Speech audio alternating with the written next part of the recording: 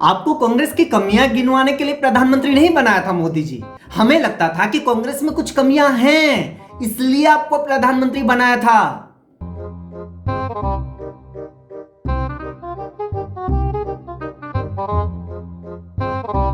मोदी जी नमस्कार, मेरा नाम महेंद्र सिंह है। आप नाम से ही समझ गए होंगे कि मैं हिंदू हूं और कपड़ों से तो पक्का आपने पहचान ही लिया होगा।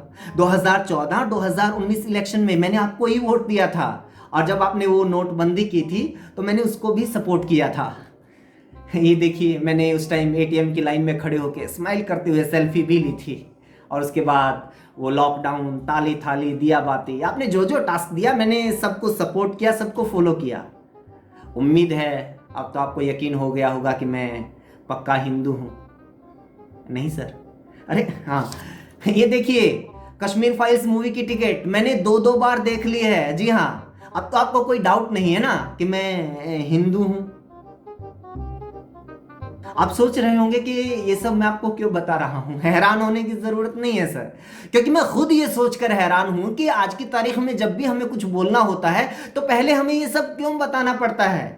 माना कि पंचर वाले अब्दुल चचा आपसे परेशान हैं, लेकिन पान वाले रामू काका ने भी आपके राज्य में कोई तेल के कुएं नहीं खरीद लिए हैं। अपने राम सिंह तो आपकी वजह से दो बार बेरोजगार हो चुके हैं। पहले नोटबंदी में फैक्ट्री वालों ने उनको भारत माता की जय बोला और फिर लॉकडाउन में कंपनी वालों ने उनको जय श्री राम बोल दिया। उसकी छोड़ो, मेरा अपना भाई, जी हाँ मेरा छोटा भाई, वो तो आपका सपोर्टर भी नहीं था। मैंने फेसबुक के ऊपर एंजल प्रिया बन के आपके बारे में उसको दिन रात मैसेज फॉरवर्ड किए, तब जाकर वो आपका भक्त बना।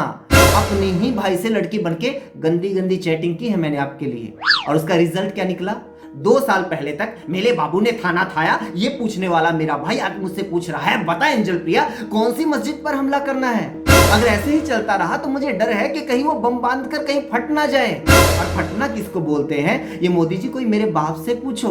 मेरा बाप जो पिछले 25 साल से हमें ये बता कर पाल रहा था कि देखो जब हम बच्चे थे तो कुछ भी नहीं होता था, फिर देश में ये हुआ, देश में वो हुआ, कार आई, कंप्यूटर आया, टेलीफोन आया, मोबाइल आया, इंटरनेट आया। तेरे दादा के टाइम पर भूखमरी थी, उनके पास तो साइकिल भी नहीं था। देखो मैंने तुम लोगों के लिए कोठी, बंगला, स्कूटर, कार सारे मजे लगा दिए हैं। सोचिए, वही मेरा बाप अब पिछले 8 साल से हमें यह समझा रहा है कि 70 साल में देश में कुछ हुआ ही नहीं था, देश में कुछ था ही नहीं। जो कुछ हुआ है मोदी जी ने किया है, जो कुछ मिला है मोदी राज में मिला है। वो आदमी जिसको मैंने सारी जिंदगी सिर्फ रिश्तेदारों से दुखी देखा। चाचा ने गांव के मकान पर कब्जा कर लिया था, उन्हें जमीन में हिस्सा नहीं दिया। फूफा जी ने कर्ज लेकर वापस नहीं दिया। बुआ की डिमांड पूरी नहीं होती, चाची के नखरे पूरे नहीं होते। मामा में एटीट्यूड बहुत ज्यादा है, मामी में एरोगेंस बहुत ज्यादा है। बड़ा बेटा कहा नहीं मानता, छोटा बेटा कुछ नहीं जानता। सारी जिंदगी जिस आदमी को अपने हर रिश्तेदार से प्रॉब्लम थी, उसे अचानक लगने लगा कि सारी प्रॉब्लम तो बस मुसलमानों की वजह से है। और ये बात बात में मुसलमानों का डर क्यों दिखाया जाता है। मुझे एक बात समझ में नहीं आई कि अगर पेट्रोल डीजल सस्ता हो जाएगा तो देश में मुसलमानों की संख्या कैसे बढ़ जाएगी।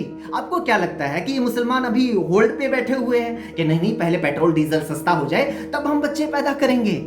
गलती से भी मैंने नौकरी मांग ली तो मुझे तालिबान का डर दिखाया जाता है। मुझे एक बात समझाइए, अगर मुझे नौकरी मिल गई तो देश पर तालिबान कैसे हमला कर देगा। आपको क्या लगता है तालिबान इंतजार में बैठा हुआ है कि नहीं पहले मोदी जी को 1-2 करोड़ रोजगार देने दो, नौकरी देने दो, जैसे ही सबको नौकरी मिल जाएगी तो हम भारत पर हमला कर देंगे। अब आप बताइए कि इस बात में क्या लॉजिक है कि अगर हम अच्छी सड़क, अच्छे स्कूल, हॉस्पिटल, सेफ्टी की डिमांड करते हैं तो आपके सपोर्टर कहने लगते हैं कि मुगल वापिस आ जाएंगे। अगर ऐसा ही होता तो मुगल सबसे पहले Finland, Denmark, Iceland, New Zealand, Switzerland, Netherlands, Australia, UK, US जाते, या फिर वो सिर्फ भारत के विश्व गुरु बनने का इंतजार कर रहे हैं। मोदी जी, देश ने आपको 350 सीटें दी हैं, एक मजबूत सरकार बनाई है, लेकिन फिर भी आपके समर्थकों को इतना डर लगता है कि किसी ने एक सवाल भी उठा दिया तो आपकी सरकार गिर जाएगी। आपने देश में ऐसा माहौल बना रखा है कि अगर नगर पालिका वालों को सीवरेज का ढक्कन लगाने की भी कंप्लेंट कर दो तो ऐसा लगता है कि जैसे देश की सारी सीक्रेट फाइल्स हमने पाकिस्तान को बेच दी है। बात कोई भी हो, मुद्दा कोई भी हो, बीच में पाकिस्तान को घुसेड़ दिया जाता है, धर्म को घुसेड़ दिया जाता है। ऐसा कौन सा धर्म है जो लोगों को अच्छी नौकरी, अच्छी शिक्षा, बेहतर अस्पताल, सुरक्षित माहौल, इकोनॉमिक ग्रोथ, पूरी मजदूरी, एमएसपी, स्वच्छ हवा, साफ पानी मिलने से खतरे में पड़ जाता है। ऐसा कौन सा धर्म है। अगर ऐसा कोई धर्म है तो क्या सच में वो धर्म है।